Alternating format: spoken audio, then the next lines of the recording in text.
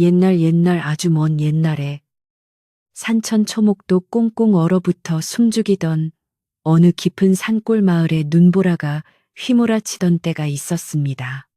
하늘 높은 줄 모르고 치솟은 산봉우리들은 흰 눈을 머리에 이고 있었고 골짜기마다 차가운 바람이 윙윙거리며 짐승의 울음소리처럼 사납게 불어닥치던 시절이었습니다. 마을 앞을 흐르던 맑은 개울물도 두꺼운 얼음장 밑으로 숨어들어 졸졸 소리조차 내지 못할 만큼 매서운 추위가 기승을 부리던 겨울이었습니다. 사람들은 문을 굳게 걸어 잠그고 아랫목에 모여 앉아 겨울이 지나가기만을 기다렸는데 이 마을에는 으리으리한 기와집 한 채가 유독 솟아있어 멀리서도 눈에 띄곤 했습니다. 그 집은 담장이 높고 곡간이 여러 개나 되어 누구나 그 집 주인이 큰 부자라는 것을 단번에 알 수 있었습니다. 이 큰 기와집의 주인은 최 부자라는 사람으로 마을에서 논밭을 가장 많이 가진 대지주였지만 인심은 곡간 크기와 정반대로 아주 야박하기 그지없었습니다. 그는 쌀 한 톨이라도 남에게 베푸는 것을 제 살점 떼어내는 것처럼 아까워해서 마을 사람들은 그를 두고 구두쇠라고 수군거리곤 했습니다. 최 부자는 혹한의 추위에도 뎃감이 아깝다며 하인들의 방에는 불을 제대로 넣어주지 않았고 끼니 때마다 밥알수를 쓸 기세로 하인들의 밥그릇을 감시하곤 했습니다. 그의 집 곳간에는 햅쌀과 묵은 쌀이 가득 쌓여 쥐들이 파먹을 지경이었지만 굶주린 이웃이 찾아와 사정을 해도 매몰차게 쫓아내기 일쑤였습니다. 그러니 마을 사람들은 최 부자의 집 앞을 지날 때면 괜히 몸을 움츠리며 침을 뱉고 지나갈 정도로 그를 싫어했습니다. 하지만 진흙 속에서도 연꽃이 피어나듯 이 인색하고 차가운 최 부자네 집에도 봄날의 햇살처럼 따뜻한 마음을 가진 사람이 하나 있었습니다. 바로 부엌일을 도맡아 하는 어린 여종분이었습니다. 분이는 어릴 적 부모를 여의고 빚 대신 이 집에 팔려와 온갖 뜸은 일을 도맡아 하면서도 언제나 밝은 표정을 잃지 않는 착한 아이였습니다. 그녀는 주인 어른의 호통과 마름의 구박 속에서도 묵묵히 자신의 일을 해내며 배고픈 동료들에게 자신의 밥을 몰래 덜어주기도 하고 아픈 사람이 있으면 밤새 간호를 해주는 등 마음 씀씀이가 비단결 같았습니다. 마을 사람들은 최 부자 욕을 하다가도 분이 칭찬이 나오면 입을 모아 칭찬하며 안타까워했습니다. 어느 해 겨울 유난히 눈이 많이 내리고 바람이 살을 내는 듯한 추위가 며칠째 계속되던 날이었습니다. 해가 서산으로 넘어가고 어둠이 깔리기 시작하자 눈발은 더욱 거세져 앞이 보이지 않을 정도로 쏟아져 내렸습니다. 세상이 온통 하얗게 변해버린 밤. 최 부자는 따뜻한 안방 아랫목에 앉아 곰방대를 물고 하인들이 가져다 준 꿀물을 마시며 자신의 재산을 셈하고 있었습니다. 밖에서 들려오는 바람 소리가 거세질수록 그는 문풍지를 덧바르라며 하인들에게 소리를 질렀고 혹여나 도둑이라도 들까봐 대문을 단단히 걸어 잠갔는지 몇 번이고 확인을 시켰습니다. 따뜻한 방 안의 풍경과 달리 밖은 그야말로 얼음지옥이 따로 없었습니다. 그때였습니다. 거센 바람 소리 사이로 누군가 대문을 두드리는 희미한 소리가 들려왔습니다. 처음에는 바람이 문을 흔드는 소리인가 했지만 이내 이리 오너라. 주인장 계시오 하는 힘없는 사람의 목소리가 들려왔습니다. 사랑방에서 꾸벅꾸벅 졸고 있던 하인 하나가 귀찮다는 듯 몸을 일으켜 대문 쪽으로 향했습니다. 이 밤중에 더구나 이런 날씨에 찾아올 사람이 누구란 말인가. 투덜거리며 무거운 대문 빗장을 풀고 문을 빼꼼히 열었습니다. 문틈으로 들이닥친 눈보라와 함께 문 밖에는 눈을 하얗게 뒤집어 쓴 한 남자가 서 있었습니다. 그는 삿갓이 다해져 너덜거리고 옷은 얇은 무명옷 한 벌뿐이라 보기에도 안쓰러울 지경이었습니다. 대문을 연 하인은 낯선 방문객의 행색을 위아래로 훑어보더니 대뜸 인상을 찌푸리며 무슨 일이냐고 퉁명스럽게 물었습니다.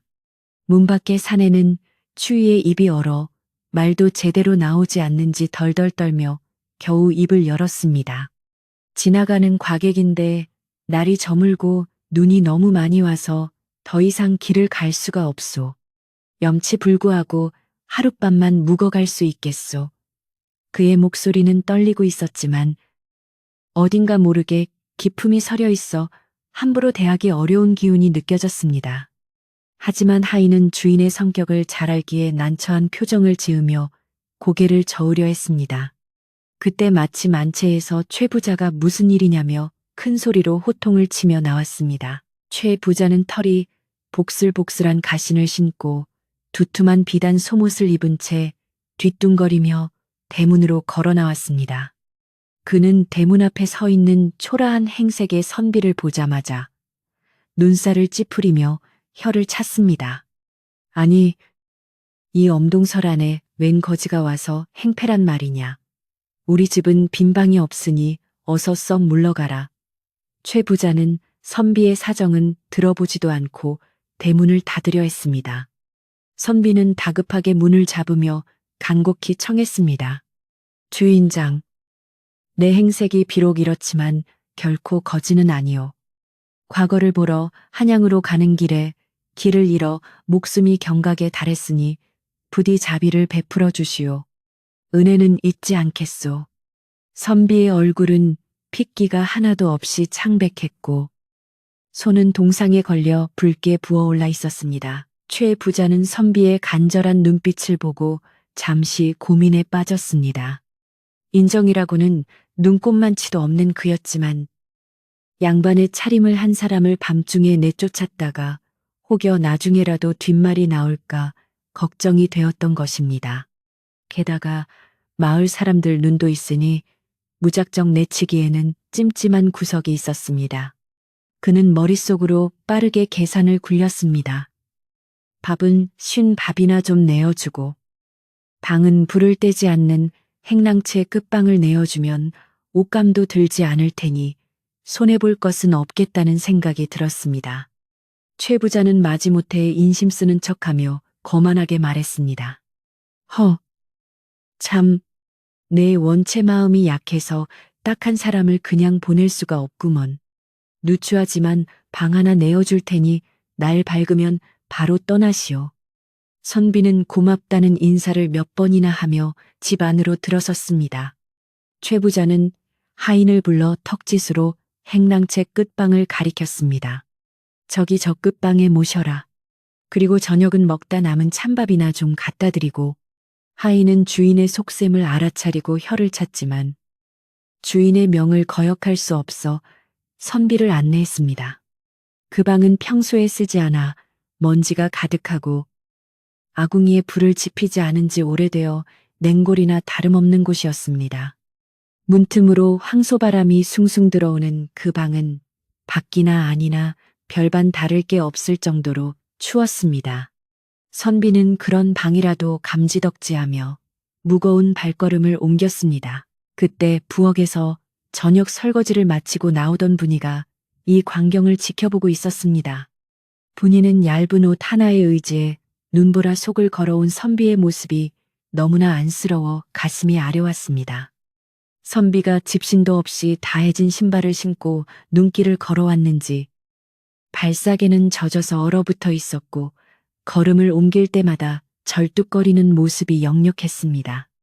분이는 자신의 꽁꽁언 손을 호호 불어가며 일하면서도 저 선비님이 오늘 밤 저 차가운 냉방에서 얼어 죽지는 않을까 걱정이 되어 발을 동동 구를 수밖에 없었습니다.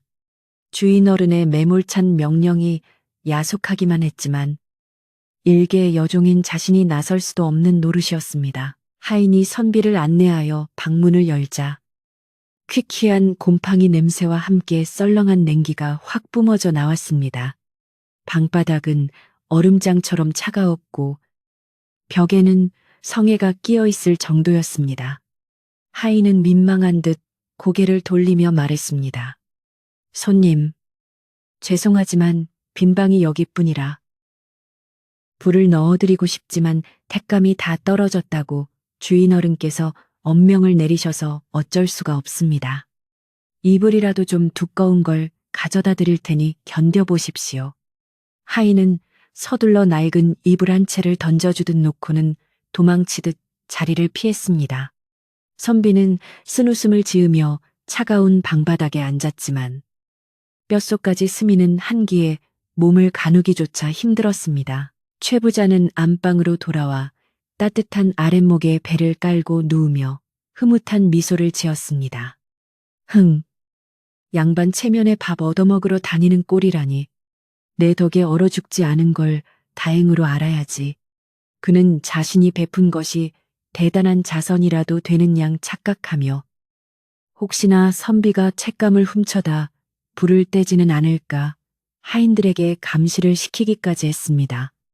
밖에서는 눈보라가 더욱 거세게 몰아치며 창호지 문을 미친 듯이 흔들어 댔습니다. 기와 지붕 위로 쌓인 눈이 무게를 이기지 못하고 툭툭 떨어지는 소리가 밤의 정적을 깨뜨렸습니다. 마을의 개들도 추위에 지쳐 짖는 것을 멈춘 깊은 밤. 최 부자네 집의 불빛도 하나둘 꺼져갔습니다. 부엌 한 구석에서 쪽잠을 자야 하는 분이는 도저히 잠을 이룰 수가 없었습니다. 바람 소리가 거칠어질수록 아까 본 선비의 파랗게 질린 얼굴이 눈앞에 아른거렸기 때문입니다. 저렇게 추운 방에서 하룻밤을 보내시다간 틀림없이 큰일이 날 텐데. 분이는 이리 뒤척 저리 뒤척하며 고민에 빠졌습니다. 주인 어른이 알면 곤장을 맞거나 쫓겨날 것이 분명했지만 사람의 목숨이 달린 일을 모른 척할 수는 없었습니다. 그녀는 자리에서 일어나 조심스럽게 부엌으로 나갔습니다. 부엌에는 아직 저녁에 불을 뗀 온기가 희미하게 남아 있었고 가마솥에는 설거지할 때 쓰려고 데워둔 물이 조금 남아 있었습니다. 분이는 주변을 살피며 숨을 죽였습니다.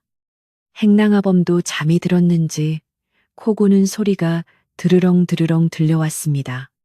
그녀는 낡은 세숫대야를 찾아 가마솥에 따뜻한 물을 퍼담았습니다. 그리고 찬장 구석에 남겨둔 자신의 저녁밥인 주먹밥 2덩이를 챙겼습니다. 주인 어른의 불호령보다 사람을 살리는 게 먼저라는 생각이 그녀의 발걸음을 재촉했습니다. 차가운 마당을 가로질러 행랑채 끝방으로 가는 길은 멀게만 느껴졌습니다. 눈은 발목까지 빠질 정도로 쌓여 있었고 집신 사이로 들어오는 눈의 냉기가 발을 찔렀지만 분이는 물이 식을까봐 대야를 품에 안고 종종 걸음을 쳤습니다. 행랑채 끝방 앞은 쥐 죽은 듯 고요했습니다. 문틈으로 새어나오는 빛조차 없어 안에 사람이 있는지 없는지 알 수 없을 정도였습니다. 분이는 떨리는 손으로 방문을 조심스럽게 두드렸습니다. 선비님, 선비님, 계십니까? 작은 목소리로 불렀지만 안에서는 아무런 대답이 없었습니다. 혹시 벌써 변을 당하신 것은 아닐까? 덜컥 겁이 난 분이는 조심스럽게 문고리를 잡고 문을 열었습니다. 문이 열리자마자 훅 끼쳐오는 냉기는 밖보다 더 차갑게 느껴졌습니다. 어둠 속에서 선비는 방구석에 몸을 웅크린 채 덜덜 떨고 있었습니다. 이불을 뒤집어 쓰고 있었지만 추위를 막기에는 턱없이 부족해 보였습니다. 선비는 인기척에 힘겹게 고개를 들었습니다. 누구시오? 추위에 얼어붙은 입술 사이로 겨우 흘러나온 목소리는 끊어질 듯 위태로웠습니다. 분이는 방 안으로 얼른 들어가 문을 닫고 품에 안고 온 따뜻한 물대야를 선비 앞에 놓았습니다. 선비님, 저는 이 집에서 일하는 종입니다. 방이 너무 차서 견디기 힘드실 것 같아 따뜻한 물을 좀 가져왔습니다. 어서 이 물에 손발이라도 좀 녹이세요. 어둠 속에서도 분이의 목소리는 따뜻하고 간절했습니다. 선비는 몽롱한 정신 속에서도 어린 여종의 따뜻한 마음씨에 가슴이 뭉클해지는 것을 느꼈습니다. 분이의 도움을 받아 선비는 얼어붙은 손을 따뜻한 물에 담갔습니다. 찌릿한 통증과 함께 온기가 손끝으로 전해지자 굳었던 몸이 조금씩 풀리는 듯 했습니다. 분이는 행여나 물이 식을까봐 자신의 언손으로 선비의 손을 감싸고 조심스럽게 주물러 주었습니다. 거칠고 투박한 여종의 손이었지만 선비에게는 세상 그 어떤 비단보다 부드럽고 따뜻하게 느껴졌습니다. 고맙소. 정말 고맙소. 내 이 은혜는 죽어도 잊지 않으리다. 선비의 눈가에 맺힌 물기가 얼어붙은 뺨을 타고 흘러내렸습니다. 분이는 품에서 주먹밥을 꺼내 선비에게 내밀었습니다. 변변치 않지만 이거라도 좀 드세요. 속이 든든해야 추위도 덜 타는 법입니다. 그것은 분이가 하루 종일 굶어가며 아껴둔 자신의 몫이었습니다. 선비는 차마 그 귀한 음식을 받을 수 없어 사양하려 했지만 분이의 간곡한 권유에 못 이겨 떨리는 손으로 주먹밥을 받아들었습니다. 차갑게 식은 밥덩어리였지만 선비의 입안에서는 그 어떤 진수성찬보다 달고 고소하게 느껴졌습니다. 분이는 선비가 밥을 먹는 동안에도 계속해서 젖은 발사개를 벗기고 동상 걸린 발을 자신의 손으로 감싸 녹여주었습니다. 그때 밖에서 마른 기침 소리가 들려왔습니다. 분이는 화들짝 놀라며 문 쪽을 바라보았습니다. 누군가 깬 것일까요? 아니면 바람 소리였을까요? 심장이 쿵쾅거려 터질 것만 같았습니다. 만약 최 부자에게 들킨다면 분이는 멍석마리를 당하고 쫓겨날 것이 분명했습니다. 하지만 그녀는 멈추지 않았습니다. 지금 이 순간 이 가엾은 선비의 온몸을 녹여주는 것만이 자신이 할 수 있는 유일한 도리라고 생각했기 때문입니다. 밤은 점점 깊어가고 눈보라는 멈출 줄 모르고 계속해서 마을을 뒤덮고 있었습니다. 작은 호롱불 하나 없는 캄캄한 방 안에서 신분의 귀천을 넘어선 따뜻한 정이 피어오르고 있었습니다. 분이의 정성 덕분에 선비의 창백했던 얼굴에는 조금씩 핏기가 돌아오기 시작했습니다. 그는 이 이름 없는 여종의 얼굴을 어둠 속에서나마 눈에 새기려는 듯 한참을 바라보았습니다. 비록 몸은 천한 신분일지라도 그 마음만은 그 어떤 대가집 규수보다 고귀해 보였습니다.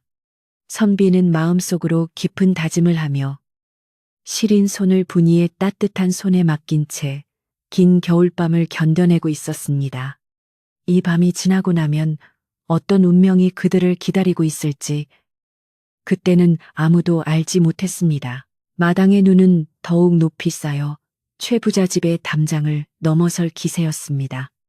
처마 끝에 매달린 고드름은 칼날처럼 날카롭게 얼어붙어 있었고 세상의 모든 것이 얼어버린 듯한 그 밤. 오직 행랑채 끝방에서만 작은 온기가 숨쉬고 있었습니다. 분이는 물이 다 식어 미지근해질 때까지 선비의 손발을 주무르고 또 주물렀습니다. 그녀의 이마에는 송골송골 땀이 맺혔고 팔은 저려왔지만 결코 손을 멈추지 않았습니다. 그렇게 위태롭고도 따뜻한 밤이 깊어가고 새벽이 멀지 않은 시각, 닭 우는 소리 대신 거센 바람 소리만이 요란하게 울려 퍼졌습니다. 새벽닭이 발을 치며 울기에는 아직 이른 시각. 밤새 몰아치던 눈보라가 잠시 숨을 고르는 듯 바람 소리가 잦아들었습니다. 행랑채 끝방의 냉기는 여전히 살을 애는 듯 했지만 분이의 따뜻한 손길과 정성 덕분에 선비의 몸은 최악의 고비를 넘길 수 있었습니다. 선비는 어렴풋이 눈을 뜨고 자신을 간호하느라 쪽잠조차 자지 못한 어린 여종을 바라보았습니다. 희미한 달빛이 창호지 문을 뚫고 들어와 분이의 지친 얼굴을 비추고 있었는데 그 모습이 마치 어둠 속에서 피어난 한 송이 들꽃처럼 순박하고 고귀해 보였습니다. 선비는 몸을 일으키려다 굳어버린 근육 탓에 신음소리를 내었고 그 소리에 분이가 화들짝 놀라며 선비의 상태를 살폈습니다. 선비님, 정신이 좀 드시는지요? 밤새 열이 오르락 내리락 하셔서 제가 얼마나 걱정을 했는지 모릅니다. 물이 다 식어버려 더 이상 온기를 전해드릴 수가 없어 송구할 따름입니다. 분이는 죄송한 마음에 고개를 숙였지만 선비는 고개를 가로저으며 감격에 겨운 목소리로 말했습니다. 아니요. 낭자가 아니었다면 나는 오늘 밤 이 차가운 방에서 동태처럼 얼어 죽었을 것이요. 내 목숨을 구한 것이나 다름없으니 그 은혜가 태산과 같소.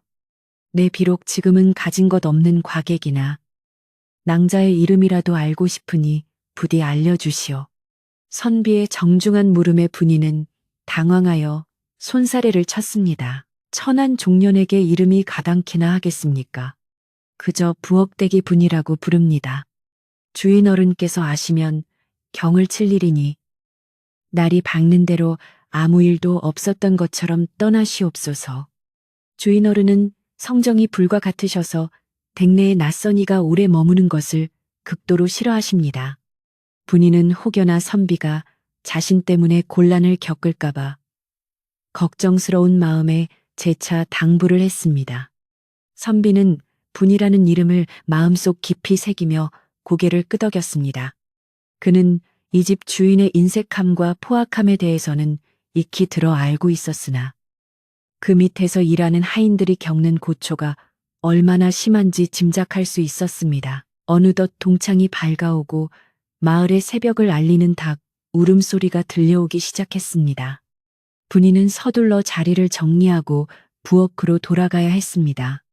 만약 아침 밥상을 차리는 시간에 늦거나 자리를 비운 것이 들통나면 최부자의 불호령이 떨어질 것이 뻔했기 때문입니다. 분이는 선비에게 마지막으로 남은 미지근한 물을 건네며 목이라도 축이라고 권한 뒤 조심스럽게 방문을 열고 밖으로 나갔습니다. 문 밖은 여전히 칼바람이 불고 있었고 밤새 쌓인 눈은 무릎까지 차올라 있었습니다.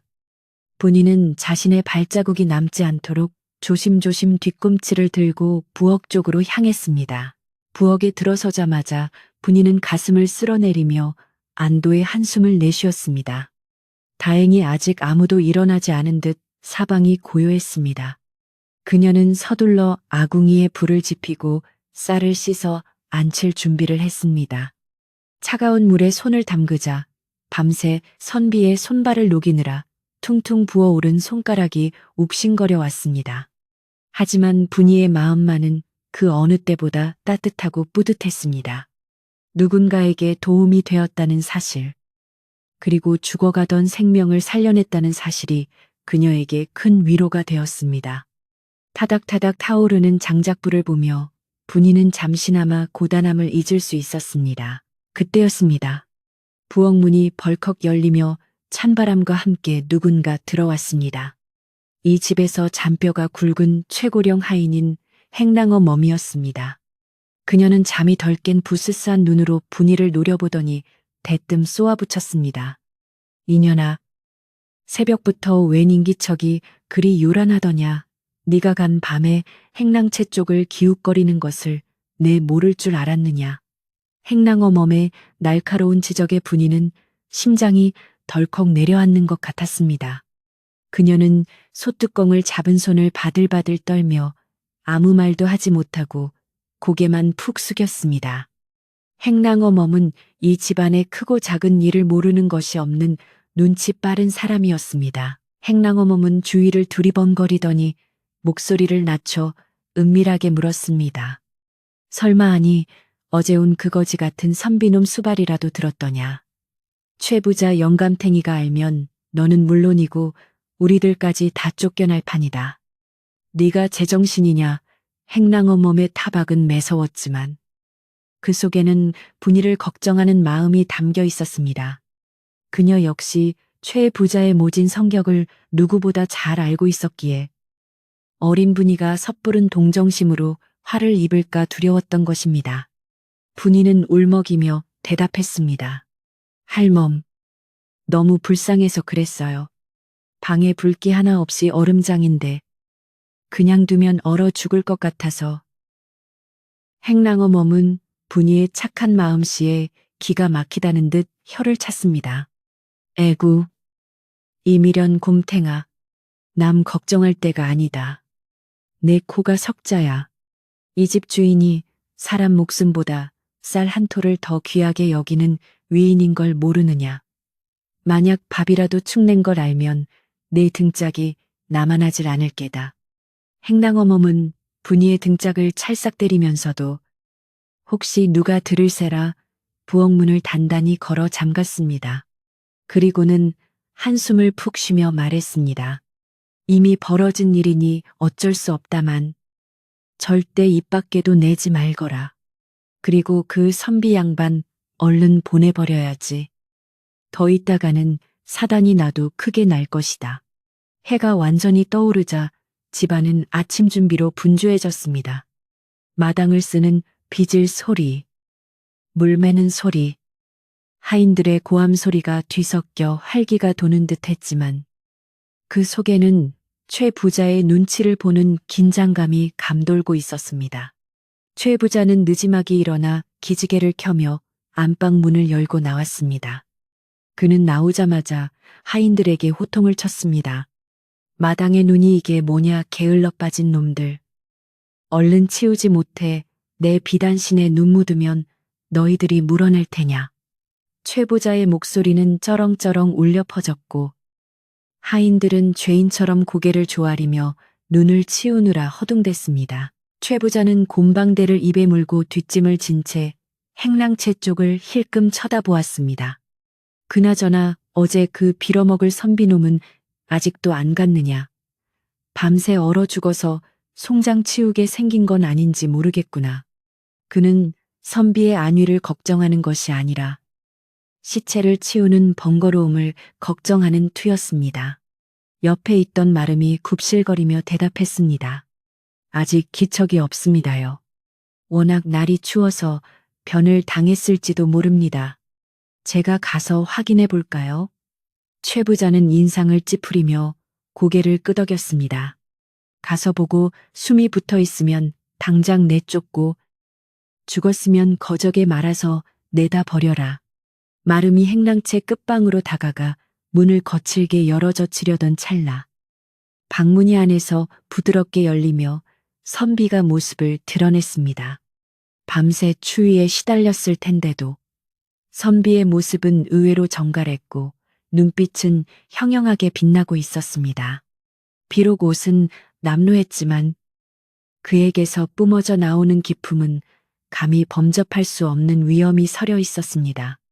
마름은 흠칫 놀라 뒷걸음질을 쳤고 멀리서 지켜보던 최 부자도 의외라는 표정을 지었습니다. 선비는 마당으로 내려서서 최 부자가 있는 쪽을 향해 정중하게 그러나 뼈 있는 인사를 건넸습니다. 주인장, 덕분에 하룻밤 잘 묵어갑니다. 내 평생 잊지 못할 밤이었습니다. 선비의 말은 감사의 인사였지만 듣는 사람에 따라서는 뼈가 시리도록 차가운 비꼬음으로 들릴 수도 있었습니다. 최 부자는 콧방귀를 끼며 대꾸했습니다. 흥, 살아서 나오니 다행이구먼. 밥값은 없을 테니 썩 물러가시오. 우리 집은 아침밥 공짜로 주는 곳이 아니니. 최 부자는 끝까지 인색함을 버리지 못하고 선비를 문전박대했습니다. 선비는 엷은 미소를 지으며 고개를 끄덕였고 다시는 뒤를 돌아보지 않을 것처럼 대문을 향해 걸어갔습니다. 부엌 창문 틈으로 이 광경을 지켜보던 분이는 가슴이 콩닥거렸습니다. 선비가 무사한 것을 보니 안도감이 들었지만 빈속으로 보내는 것이 못내 마음에 걸렸습니다. 그녀는 품속에 감겨두었던 찐 고구마 2개를 만지작거렸지만 밖에는 최 부자와 마름이 버티고 있어 전해줄 방법이 없었습니다. 분이는 발만 동동 구르며 선비의 뒷모습을 눈로만 쫓았습니다. 선비는 대문을 나서기 직전 잠시 멈칫하더니 부엌 쪽을 향해 고개를 살짝 돌렸습니다. 그 짧은 순간 분이는 선비와 눈이 마주친 것 같은 느낌을 받았습니다. 선비의 눈빛은 고맙다. 꼭 다시 보겠다라고 말하는 듯 했습니다. 선비가 떠나고 나자 최 부자는 재수 없다는 듯 소금을 뿌리라고 소리쳤습니다. 에이, 아침부터 거짓대가 꼬이려고 그러나 재수옴 붙기 전에 소금 팍팍 뿌려라. 하인들은 주인의 명에 따라 대문 앞에 하얀 소금을 흩뿌렸습니다. 하얀 눈 위에 뿌려진 하얀 소금은 마치 이 집의 차가운 인심을 대변하는 듯 했습니다. 최 부자는 기분이 나아졌는지 콧노래를 흥얼거리며 따뜻한 밥상이 차려진 안방으로 들어갔습니다. 그에게는 어젯밤의 손님이 그저 스쳐 지나가는 귀찮은 존재에 불과했으나 이것이 자신의 운명을 뒤바꿀 거대한 태풍의 전조라는 사실은 꿈에도 모르고 있었습니다. 그날 오후부터 마을에는 묘한 소문이 돌기 시작했습니다. 읍내 장터에 나갔던 마을 사람들이 쑥덕거리며 모여들었는데 이야기는 꼬리에 꼬리를 물고 퍼져나갔습니다. 자네 들었나? 인근 고을에 암행어사가 떴다는 소문이 파다하네. 암행어사 금 앞에 차고 다니며 탐관 오리들 혼내준다는 그 어사 말이여. 사람들은 반신반의하면서도 눈을 반짝였습니다. 워낙 흉흉한 시절이라 백성들은 늘 구세주를 기다리고 있었기 때문입니다.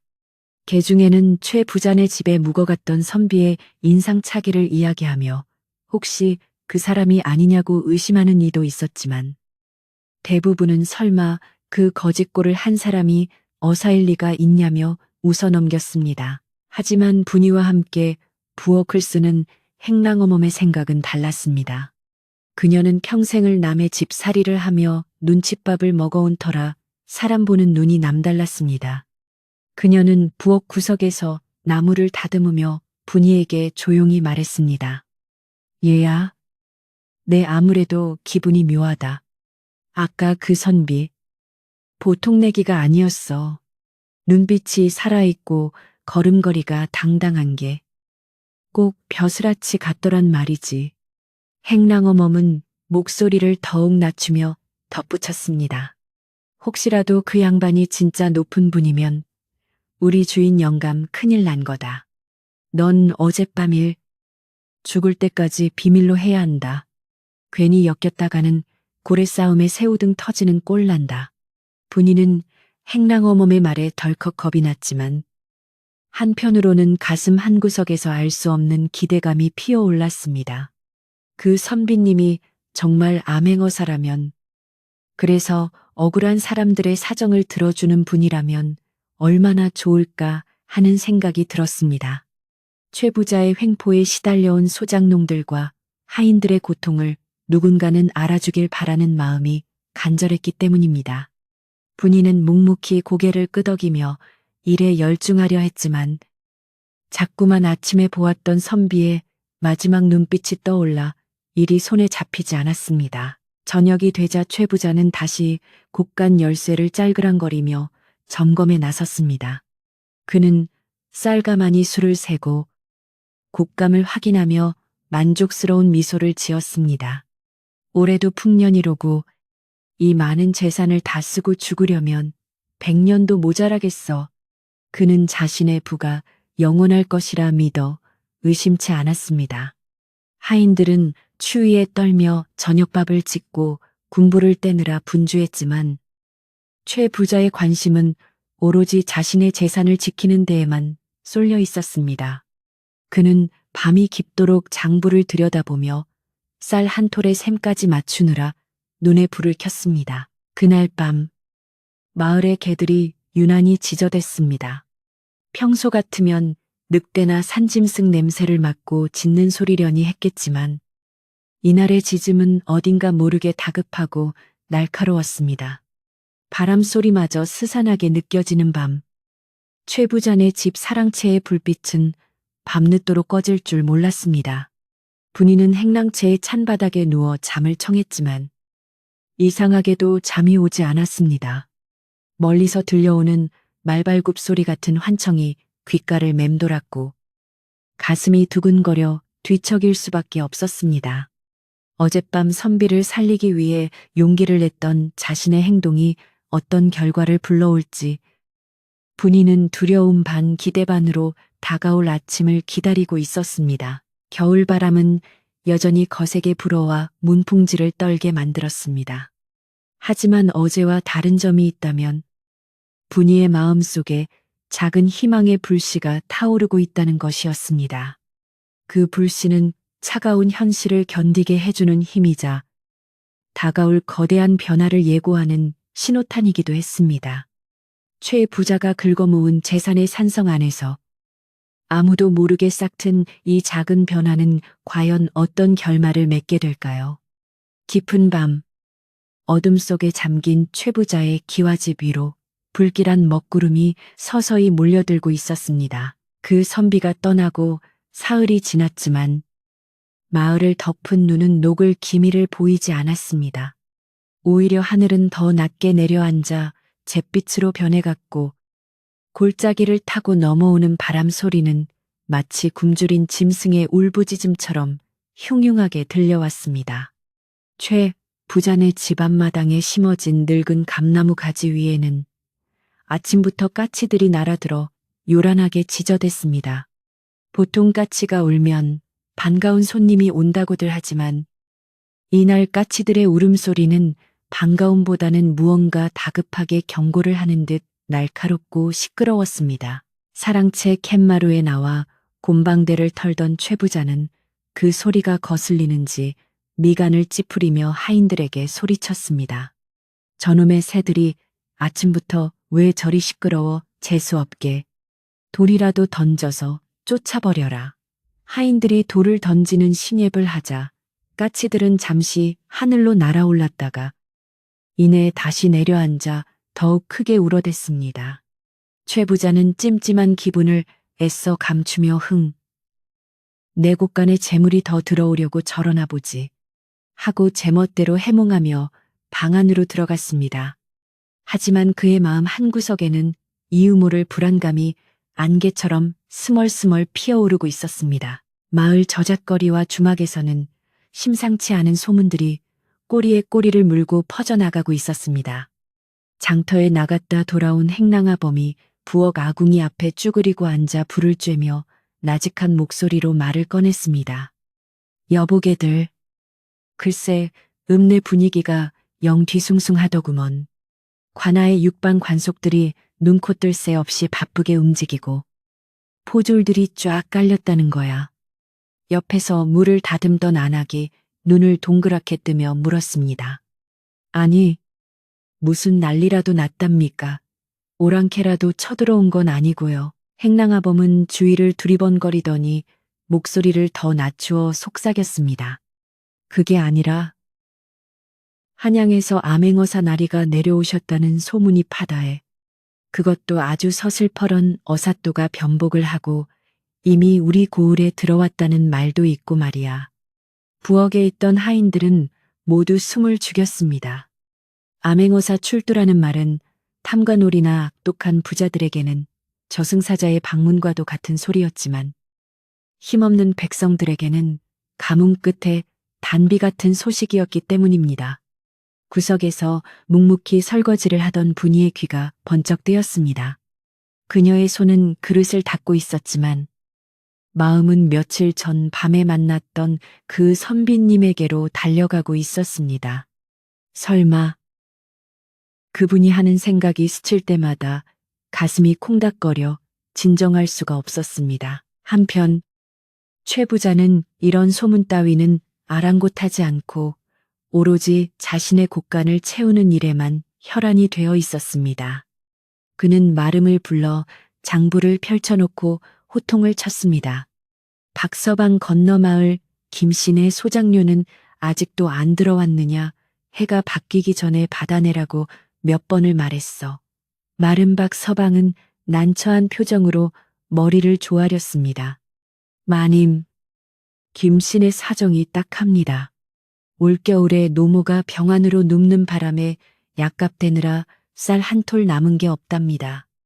봄이 오면 갚겠다고 사정사정하는데 한 번만 봐주시는 게 무슨 소리 내 알 바 아니다. 당장 가서 소라도 끌고 오든지 아니면 그 집 딸년이라도 데려와서 일을 시켜라. 어디서 감히 내 돈을 떼먹으려 들어.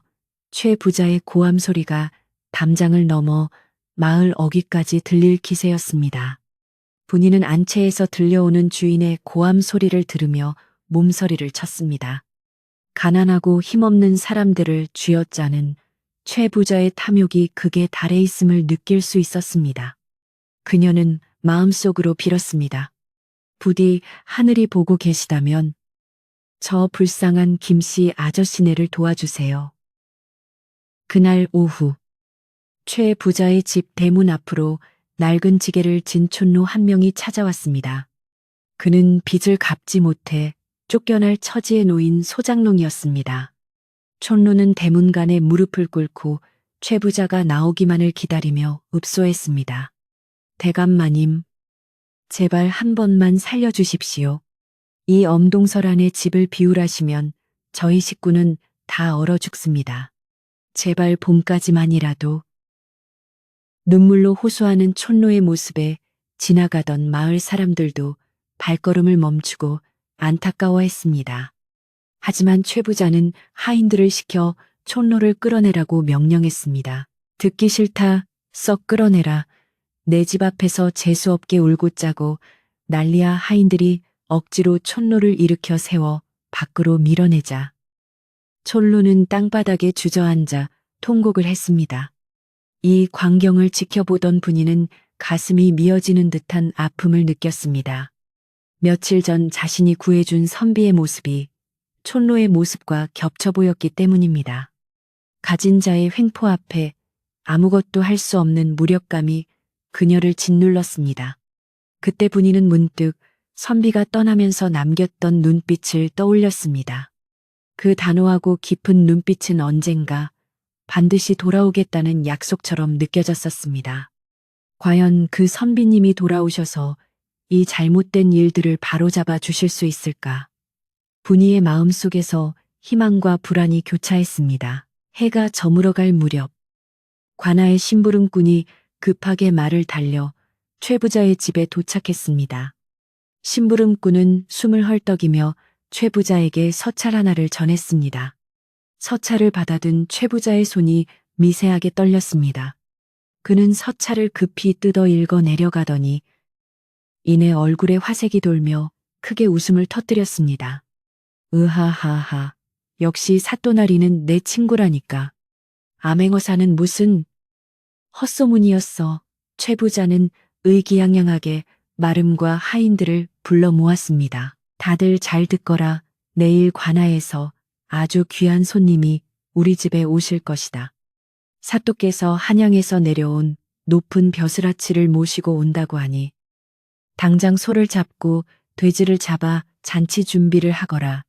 술은 제일 좋은 청주로 독을 채우고 안주도 산의 진미로 준비해야 한다.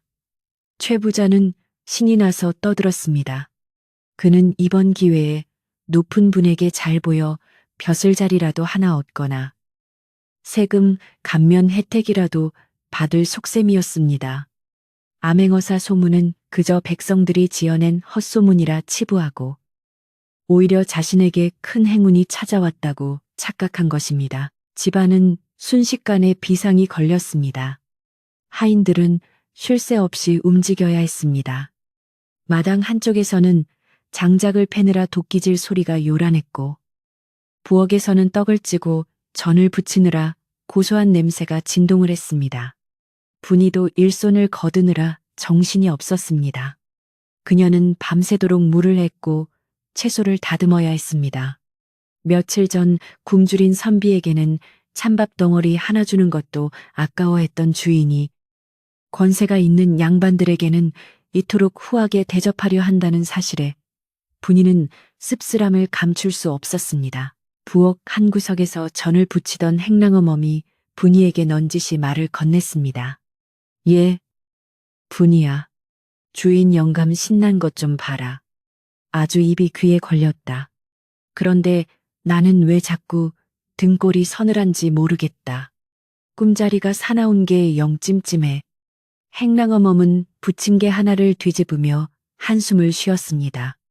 분이는 잠시 일손을 멈추고 창밖을 내다보았습니다.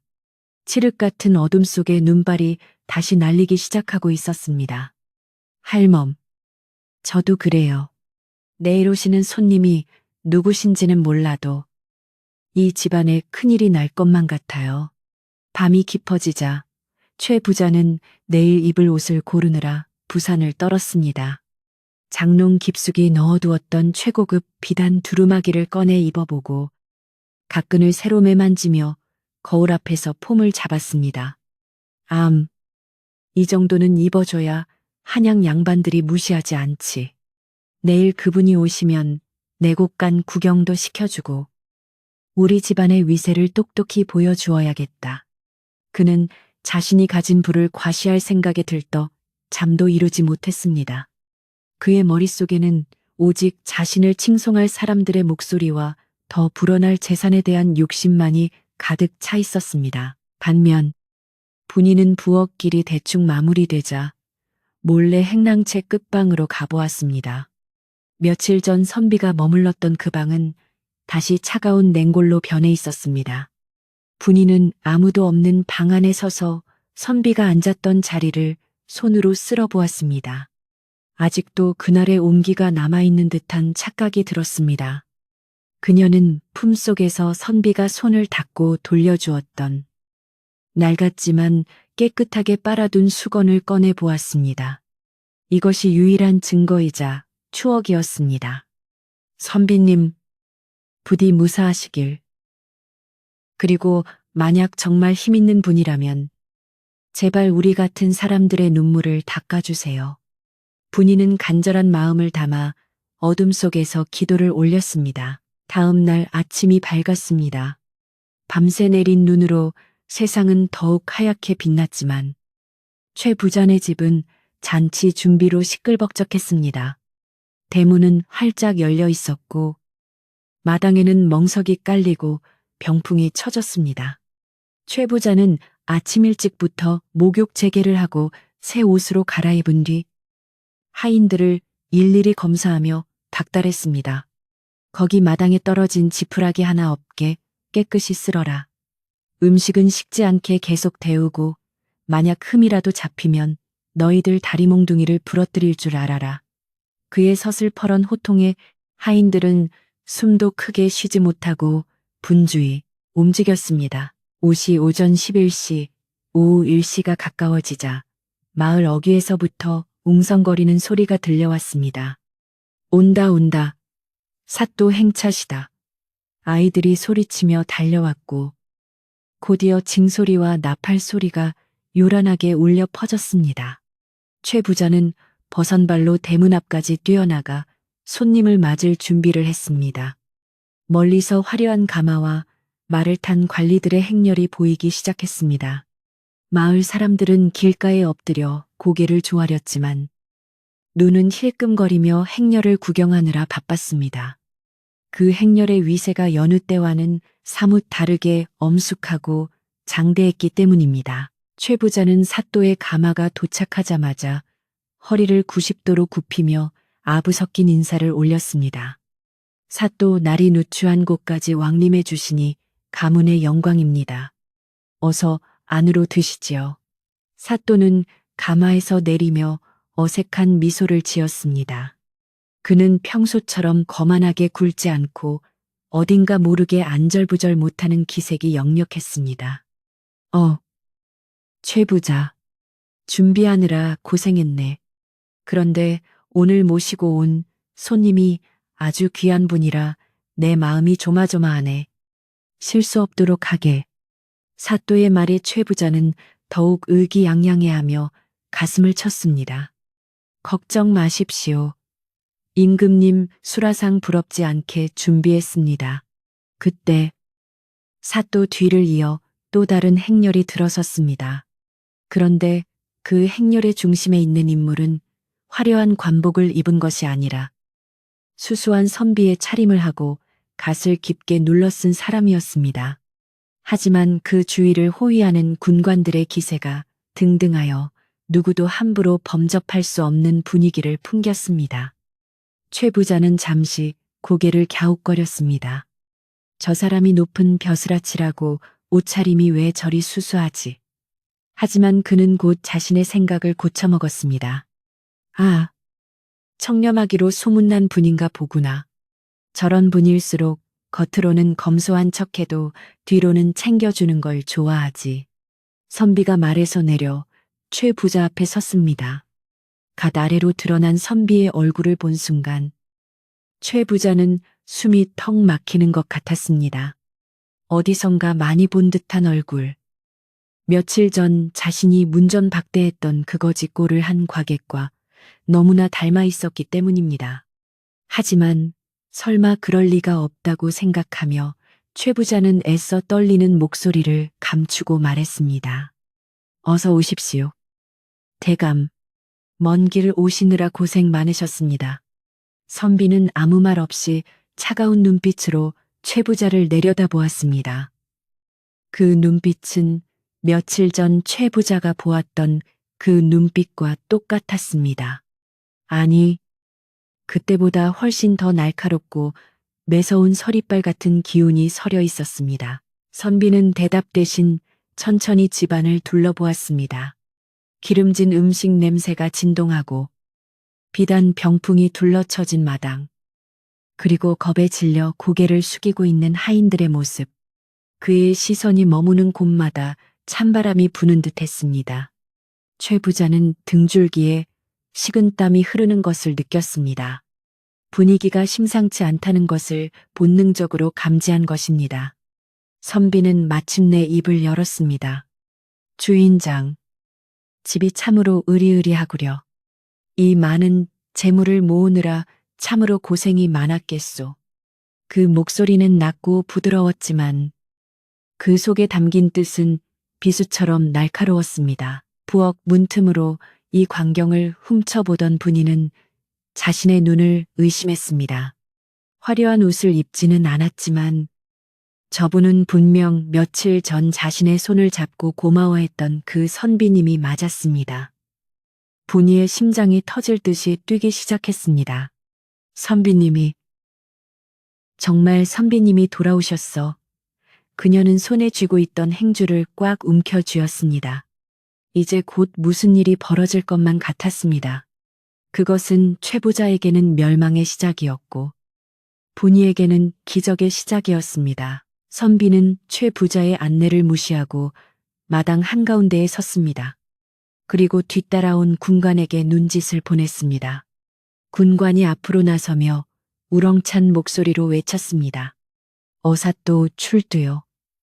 모든 사람들은 엎드려 명을 받으라.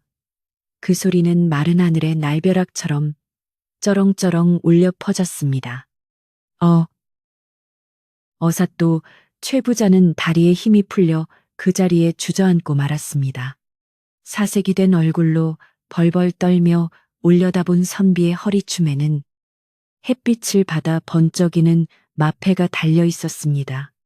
5마리 새겨진 그 마패는 최 부자에게는 사형 선고나 다름없었습니다. 잔치판은 순식간에 아수라장이 되었습니다. 악공들은 악기를 떨어뜨리고 엎드렸고 음식을 나르던 하인들도 그 자리에 납작 엎드렸습니다. 오직 선비만이 꼿꼿하게 서서 탐욕으로 얼룩진 이 집을 심판하려는 듯 위험 있는 자태를 뽐내고 있었습니다. 마침내 올 것이 왔다는 생각에 마을 사람들은 두려움 속에서도 통쾌함을 느꼈습니다. 감춰져 있던 진실이 드러나고 억눌려 있던 정의가 고개를 드는 순간이었습니다. 분이는 부엌 문을 박차고 나가고 싶은 충동을 느꼈지만 떨리는 다리를 주체할 수 없어 문틀을 잡고 겨우 서 있었습니다. 그녀의 눈에서는 알 수 없는 눈물이 주르륵 흘러내렸습니다. 암행어사의 우렁찬 호령 소리가 마당을 가득 메우자 마치 시간이 멈춘 듯한 정적이 흘렀습니다. 조금 전까지 위세를 떨던 최 부자는 사시나무 떨듯 바들바들 떨며 땅바닥에 이마를 또 섰고 함께 왔던 고을사또 역시 얼굴이 하얗게 질려 어쩔 줄을 몰라 했습니다. 오색 찬란한 비단 병풍 앞에는 남루한 옷을 입은 어사또가 서 있었지만 그에게서 뿜어져 나오는 기운은 그 어떤 왕우장상보다 거대하고 엄숙하여 감히 눈을 마주칠 수조차 없었습니다.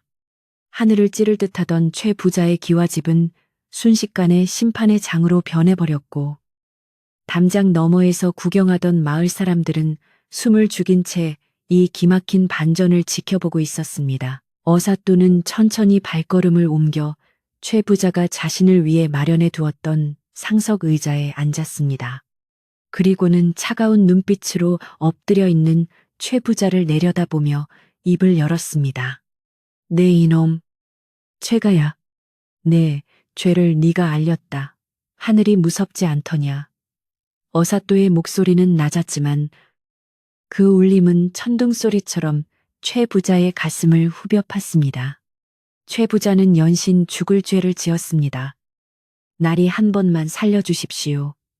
라고 비명을 지르듯 외쳤지만 어사또의 표정은 조금도 변하지 않았습니다. 그는 옆에 선 서리에게 명하여 최 부자의 죄목을 하나하나 낱낱이 읊게 하였습니다. 첫째, 흉년이 들어 백성들이 굶어 죽어가는데도 관아의 곡식을 빼돌려 제국간을 채운 죄. 둘째, 힘없는 소장농들의 고열을 짜내어 부당한 이득을 취하고 엄동설안의 길바닥으로 내쫓은 죄. 셋째, 지나가는 과객을 능멸하고 인륜을 저버린 죄. 서리가 죄목을 읽어 내려갈 때마다 마을 사람들은 올소맞소하며 웅성거렸습니다. 그동안 최 부자의 횡포에 눌려 숨도 크게 쉬지 못하고 살았던 사람들의 억울함이 한꺼번에 터져 나오는 순간이었습니다. 최 부자는 얼굴을 들지 못한 채 흐느꼈지만 그것은 참회의 눈물이 아니라 자신의 운명이 끝났다는 공포의 눈물이었습니다. 어사또는 자리에서 일어나 천천히 최 부자 앞으로 걸어갔습니다. 그리고 자신의 손을 내밀어 보였습니다. 며칠 전 동상에 걸려 붉게 부어올랐던 손은 이제 많이 나아 있었지만 여전히 그날의 흔적이 남아 있었습니다. 보아라. 이 손이 기억하고 있다. 내 놈이 따뜻한 아랫목에서 호의호식할 때 나는 내 놈이 내어준 냉골방에서 죽음의 문턱을 오가고 있었다. 네가 진정 사람이라면 어찌 굶주린 나그네에게 그토록 모질 수 있었더냐. 어사또의 호통에 최 부자는 할 말을 잃고 바닥에 엎드려 통곡할 뿐이었습니다. 하지만 이 집안에 내 놈 같은 악인만 있는 것은 아니더구나.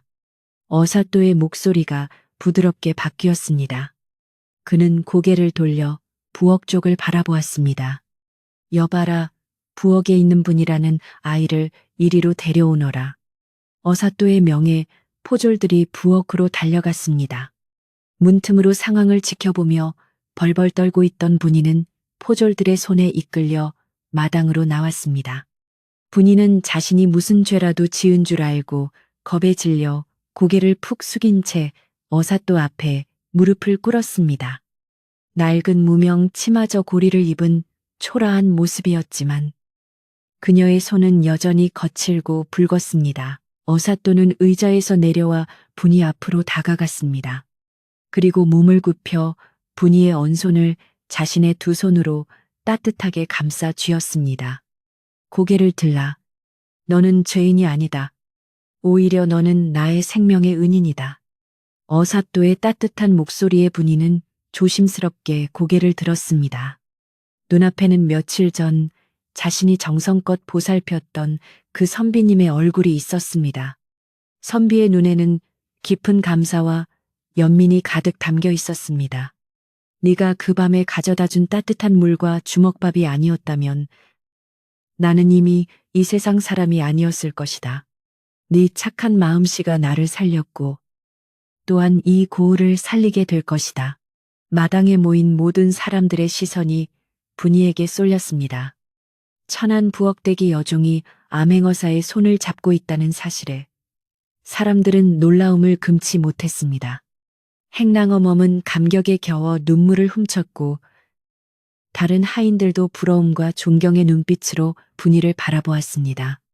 어사또는 분이를 일으켜 세우며 말했습니다. 이 아이의 손은 비록 거칠고 투박하나 그 마음은 비단보다 곱고 귀하다. 오늘부터 이 아이를 내 누이처럼 귀하게 대할 것이니 누구도 함부로 하지 못할 것이다. 어사또의 선언은 마당에 있는 모든 사람들에게 깊은 울림을 주었습니다. 어사또는 다시 표정을 굳히며 명령을 내렸습니다. 여봐라, 당장 저 탐욕스러운 최가의 곡간을 열어라. 그 안에 쌓인 쌀과 곡식은 모두 본래 주인인 백성들에게 돌려줄 것이다. 그 말이 떨어지기가 무섭게 관졸들이 달려들어 굳게 닫혀 있던 곡간의 자물쇠를 부수었습니다. 삐그덕 소리와 함께 거대한 곳간 문이 열리자 그 안에서 퀴퀴한 묵은 쌀 냄새와 함께 천장까지 쌓여 있는 곡식 가마니들이 드러났습니다. 마을 사람들은 환호성을 지르며 곡간 앞으로 몰려들었습니다. 어사또는 직접 곡식 분배를 지휘했습니다. 먼저 며칠 전 쫓겨난 김노인을 찾아 곡식을 넉넉히 보내고 병든 노모가 있는 집, 아이들이 굶고 있는 집부터 우선적으로 나누어 주어라. 관졸들은 어사또의 지시에 따라 질서정연하게 쌀가마니를 날랐습니다. 마을 사람들은 서로를 밀치지 않고 차례를 지키며 쌀을 받아갔고 쌀을 받아든 사람들은 어사또와 분이 쪽을 향해 연신절을 하며 고마움을 표시했습니다. 어사또 만세분이 아가씨 만세마을 사람들의 환호 소리가 최 부자의 집 담장을 넘어 멀리까지 퍼져나갔습니다. 최 부자와 그의 동조했던 마름들은 오라줄에 묶여 관아로 끌려갔습니다. 그들이 끌려가는 뒷모습은 초라하기 그지없었고 누구 하나 그들을 동정하는 이는 없었습니다. 오히려 사람들은 인과응보라며 혀를 찼습니다. 사또 역시 직무유기 혐의로 파직되어 그 자리에서 관복을 벗어야 했습니다. 마을을 짓누르던 어두운 그림자가 걷히고 밝은 햇살이 비로소 마당 구석구석을 비추는 듯 했습니다. 탐욕이 사라진 자리에는 정의와 나눔의 기쁨이 채워지기 시작했습니다. 한바탕 소동이 지나가고 해가 뉘엿뉘엿 저물어갈 무렵 최 부자의 집은 완전히 다른 분위기로 변해 있었습니다. 어사또는 최 부자가 자신을 위해 준비했던 잔치 음식을 모두 내어 마을 잔치를 열도록 했습니다. 이 음식 또한 백성들의 고열로 만든 것이니 마땅히 백성들이 먹어야 한다. 모두 들어와 배불리 먹고 마시도록 하라. 어사또의 호쾌한 허락에 마을 사람들과 하인들은 마당에 둘러앉아 잔치를 벌였습니다.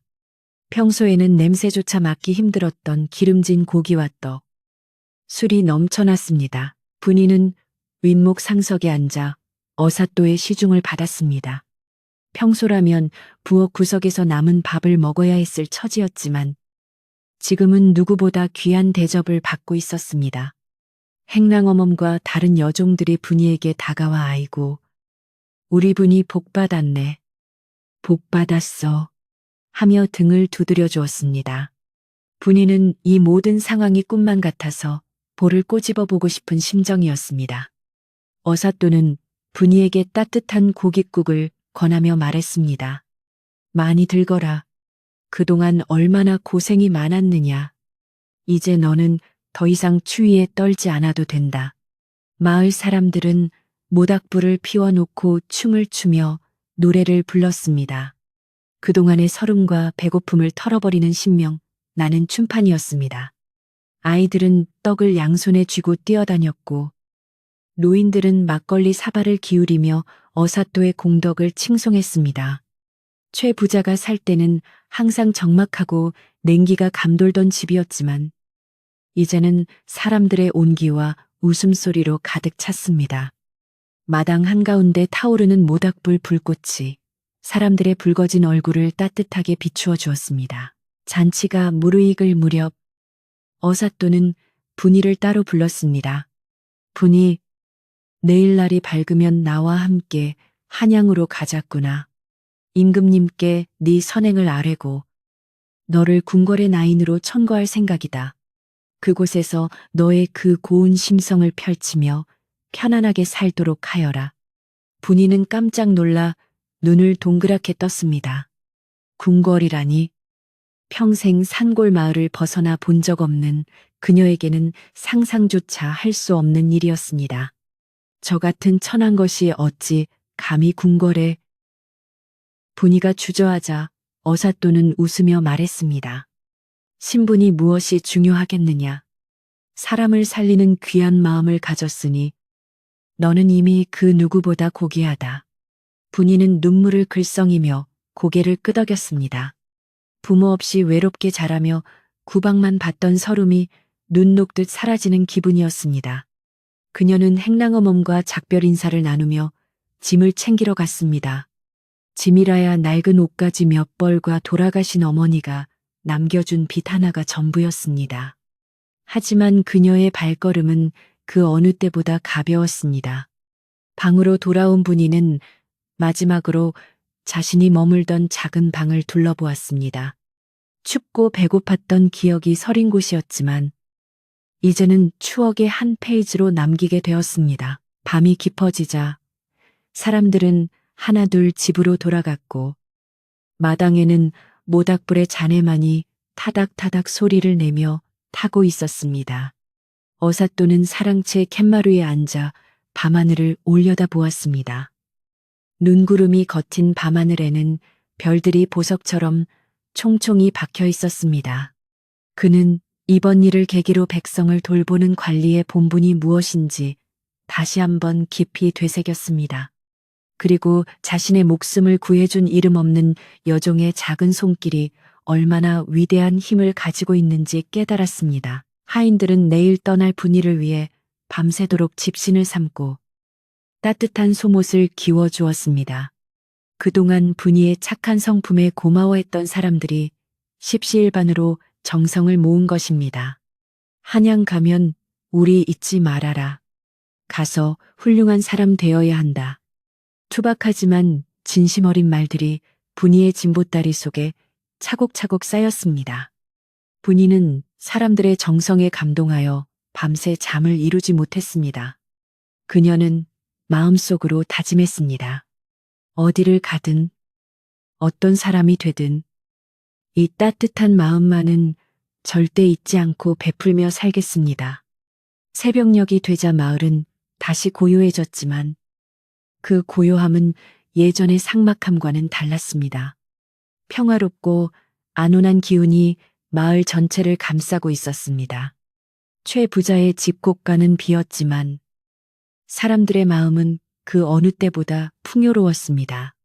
억울한 일이 풀리고 정의가 바로 서니 매서운 겨울바람조차 시원하게 느껴지는 밤이었습니다. 내일이면 분이는 새로운 세상으로 떠나게 될 것이고 이 마을에는 새로운 봄이 찾아올 것입니다. 어둠이 걷히고 동이 트기 전 가장 깊고 푸른 새벽이 마을을 지키고 있었습니다. 어젯밤에 흥겨운 잔치가 끝나고 먼동이 터오자 마을을 감싸고 있던 깊은 어둠이 걷히며 찬란한 아침 햇살이 비치기 시작했습니다. 눈 덮인 산봉우리는 황금빛으로 물들었고 처마 끝에 매달린 고드름은 보석처럼 반짝이며 녹아내릴 준비를 하고 있었습니다. 분이는 평소보다 일찍 눈을 떴지만 여느 때처럼 부엌으로 달려가 아궁이에 불을 지피거나 마당을 쓸 필요가 없었습니다. 그녀의 머리맡에는 어젯밤 행랑어멈과 마을 안악들이 밤새 정성스레 손질해둔 깨끗한 비단, 저고리와 남색 치마가 가지런히 놓여 있었기 때문입니다. 그것은 이제 더 이상 부엌대기종이 아닌 귀한 분으로 다시 태어날 분이를 위한 마을 사람들의 작지만 큰 선물이었습니다. 행랑어멈은 이른 아침부터 따뜻한 물을 대령하여 분이의 세수를 도왔습니다. 거친 찬물에만 손을 담그던 분이에게 따뜻한 세숫물은 낯설면서도 포근했습니다. 행랑어멈은 찬빗으로 분이의 헝클어진 머리카락을 곱게 빗어 넘겨 댕기를 들여주며 눈시울을 붉혔습니다. 이제 대궐에 가시면 고생 끝. 행복 시작이다. 가서도 밥 굶지 말고 어디 아프지 말고 잘 지내야 한다. 어머니처럼 따뜻한 행랑어멈의 말에 분이도 울컥하여 눈물을 쏟을 뻔했지만 꾹 참으며 행랑어멈의 거친 손을 잡았습니다. 할멈, 제가 가더라도 건강하게 계셔야 해요. 나중에 꼭 다시 뵈러 올게요. 두 사람은 서로를 끌어안고 한동안 말을 잇지 못했습니다. 마당에는 어사또가 준비한 화려한 가마 한 채가 대기하고 있었습니다. 어제까지만 해도 최 부자가 으스대며 탔을 법한 가마였지만 이제 그 주인은 착한 마음씨 하나로 운명을 바꾼 분이의 것이 되었습니다. 어사또는 말쑥한 관복으로 갈아입고 마당에 서서 분이가 나오기를 기다리고 있었습니다. 분이 옥색 저고리를 입고 수줍게 방문을 나서자 마당에 모여있던 마을 사람들과 하인들 사이에서와 하는 탄성이 터져 나왔습니다. 숯검댕이 묻은 얼굴과 낡은 옷에 가려져 있던 분이의 고운 자태가 드러나자 마치 선녀가 하강한 듯 주변이 환해지는 것 같았습니다. 어사또는 빙그레 미소를 지으며 분이에게 다가와 가마에 오를 것을 권했습니다. 자, 이제 떠날 시간이다. 한양까지는 갈 길이 머니 서둘러야 한다. 어사또의 부드러운 재촉에 분이는 가마 앞에 섰습니다. 그녀는 가마에 오르기 전 자신이 평생을 보낸 최 부자의 기와집과 마당, 그리고 정든 사람들을 하나하나 눈에 담았습니다. 비록 몸은 고달프고 힘들었지만 이곳은 그녀의 어린 시절과 추억이 서린 곳이었습니다. 마당 한 구석에 낡은 빗자루, 부엌에 검은 가마솥, 그리고 자신을 배웅하러 나온 수많은 사람들의 얼굴들. 분이는 허리를 굽혀 사람들에게 큰 절을 올렸습니다. 모두 안녕히 계세요. 그동안 베풀어 주신 은혜 절대 잊지 않겠습니다. 가마꾼들이 에헤라디아 소리를 맞추며 가마를 들어 올리자 행렬이 서서히 움직이기 시작했습니다. 어사또는 말을 타고 앞장섰고 그 뒤를 분이의 가마와 관졸들이 따랐습니다. 마을 사람들은 동구 밖까지 따라 나와 손을 흔들며 분이의 앞날을 축복해 주었습니다. 분이 아가씨 잘 가시오. 부디 행복하시오. 여기저기서 외치는 소리에 분이는 가마창을 열고 하염없이 손을 흔들었습니다. 눈 덮인 언덕을 넘어 행렬이 보이지 않을 때까지 마을 사람들은 자리를 뜨지 못했고 분이 역시 흐르는 눈물을 닦으며 멀어지는 고향 마을을 가슴 깊이 새겼습니다. 분이가 떠난 뒤 최 부자의 집은 완전히 텅 비어 버렸습니다. 주인인 최 부자와 가족들은 죄를 물어 귀양을 가거나 뿔뿔이 흩어졌고 그를 따르던 간사한 무리들도 모두 자취를 감추었습니다. 하지만 그 빈자리는 쓸쓸함 대신 새로운 희망으로 채워졌습니다. 관아에서는 최 부자의 집을 마을 공동 작업장과 쉼터로 사용하도록 허락했습니다. 으리으리했던 사랑채는 마을 서당이 되어 아이들의 글 읽는 소리가 울려 퍼지게 되었고 곡식이 가득했던 곳가는 흉년을 대비한 마을 공동 창고로 쓰이게 되었습니다. 탐욕의 상징이었던 공간이 나눔과 배움의 터전으로 탈바꿈한 것입니다. 마을에는 전에 없던 평화가 찾아왔습니다. 소작료 걱정에 밤잠을 설치던 농부들은 이제 자신의 논밭에서 땀 흘린 만큼 거둘 수 있다는 희망에 부풀어 쟁기질을 했습니다. 겨우내 얼어붙었던 개울물이 녹아 졸졸 흐르기 시작하듯 사람들의 마음속에 맺혀있던 응어리들도 봄눈 녹듯 사라졌습니다. 사람들은 모여 앉으면 의뢰분이의 이야기를 꽃피웠습니다. 그때 그 선비 양반 발을 녹여주지 않았다면 어찌 되었겠나. 역시 사람은 마음을 곱게 써야 복을 받는 법이야. 분이의 이야기는 단순한 소문을 넘어 마을의 전설이 되어가고 있었습니다. 봄이 오자 최 부자네 집마당. 아니 이제는 마을 회관이 된 그곳에는 매화꽃이 흐드러지게 피어났습니다. 예전에는 최 부자 혼자 즐기던 꽃이었지만 이제는 마을 널뛰는 처녀들과 술래잡기 하는 아이들이 모두 함께 즐기는 꽃이 되었습니다. 행랑어멈은 여전히 그곳에 머물며 마을의 바지니를 도맡아 있는데 그녀의 얼굴에는 예전의 그늘진 표정 대신 넉넉한 웃음이 자리 잡았습니다. 그녀는 가끔 부엌 아궁이 앞에 앉아 불을 깸 때면 혼잣말처럼 중얼거리곤 했습니다. 우리 분이 지금쯤 임금님 드실 수라상에 올라갈 귀한 음식을 만들고 있겠지. 실제로 한양으로 올라간 분이는 궁궐의 나인이 되어 성실하게 생활하고 있었습니다. 어사또의 추천으로 수라간에 들어간 분이는 타고난 손맛과 성실함으로 금세 인정을 받았습니다. 그녀가 만드는 음식에는 기교보다는 먹는 사람을 생각하는 따뜻한 정성이 담겨 있어 임금님과 왕비님의 사랑을 독차지했다는 소문이 바람결에 실려 마을까지 전해지기도 했습니다.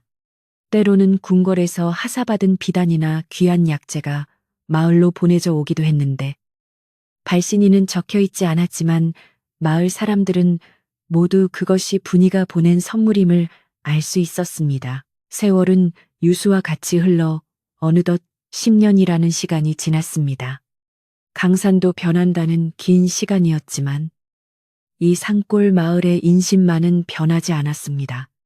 오히려 분이의 선행이 씨앗이 되어 마을 전체가 서로 돕고 나누는 미풍양속이 뿌리 깊게 자리 잡았습니다.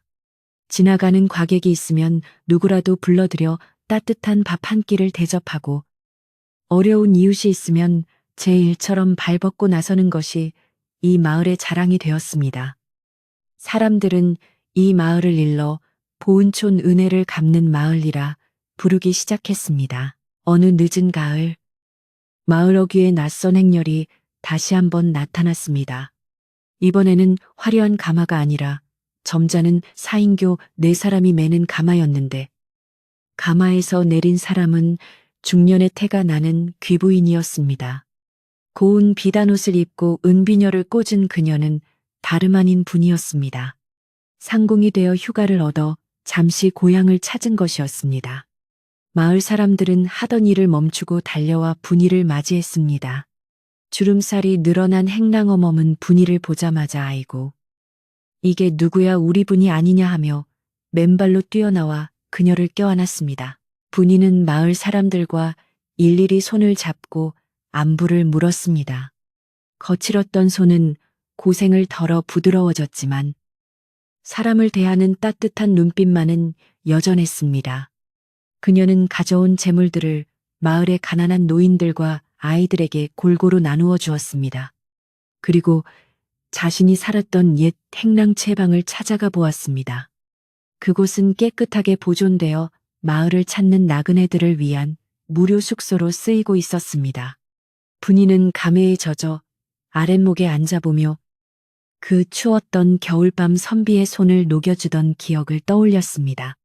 그때의 작은 용기가 이렇게 많은 사람들의 운명을 바꾸어 놓았다는 사실에 새삼 가슴이 벅차올랐습니다. 그날 저녁 마을에는 다시 한번 큰 잔치가 벌어졌습니다. 이번에는 누군가의 강요에 의한 것이 아니라 마을 사람들이 자발적으로 준비한 환영잔치였습니다. 뱃살로 지은 고슬고슬한 밥과 갓 잡은 돼지고기, 그리고 집집마다 담근 막걸리가 마당 가득 차려졌습니다. 분이는 상석에 앉아 마을 어르신들의 술잔을 받으며 그간의 회포를 풀었습니다. 달빛이 휘영청 밝은 밤, 마을 사람들의 웃음소리와 노랫가락은 밤늦도록 끊이지 않았습니다. 모두가 배부르고 등 따뜻한 더할 나위 없이 행복한 밤이었습니다. 잔치가 파하고 밤이 깊어지자 분이는 행랑어멈과 단둘이 방에 앉아 도란도란 이야기를 나누었습니다. 할멈, 저는 궁궐에서 화려한 옷을 입고 맛있는 음식을 먹어도 이 방 아랫목에서 할멈이랑 구워 먹던 고구마 맛을 잊을 수가 없었어요. 분이의 말에 행랑어멈은 화로에 밤을 구우며 웃었습니다. 사람이 제 뿌리를 잊지 않으면 어디 가서도 귀한 대접을 받는 법이란다. 네가 이렇게 훌륭하게 되어서 돌아오니 나는 이제 죽어도 여한이 없. 타닥타닥 타오르는 화롯불 소리가 두 사람의 대화에 장단을 맞추는 듯 했습니다. 다음 날 아침, 분이는 다시 한양으로 떠났습니다. 떠나는 길은 10년 전보다 훨씬 더 따뜻하고 풍성했습니다. 마을 사람들은 직접 농사지은 콩이며 밭, 말린 나물들을 바리바리 싸주며 아쉬워했습니다. 분이는 다시 올 것을 기약하며 가마에 올랐고, 멀어지는 분이의 행렬을 보며 마을 사람들은 언제까지나 손을 흔들었습니다. 비록 몸은 떨어져 있어도 마음만은 항상 함께할 것임을 모두가 알고 있었습니다. 분이가 남기고 간 사랑과 나눔의 정신은 마을 사람들의 가슴 속에 영원히 꺼지지 않는 불씨로 남게 되었습니다. 이야기는 여기서 끝이 아닙니다. 먼 훗날까지도 이 마을에는 겨울밤이면 할머니가 손자들을 무릎에 앉히고 분이의 이야기를 들려주는 풍습이 생겼습니다. 옛날에 아주 마음씨 착한 누나가 있었는데 얼어 죽어가는 사람을 외면하지 않고 제 밥을 덜어주어 큰 복을 받았단다.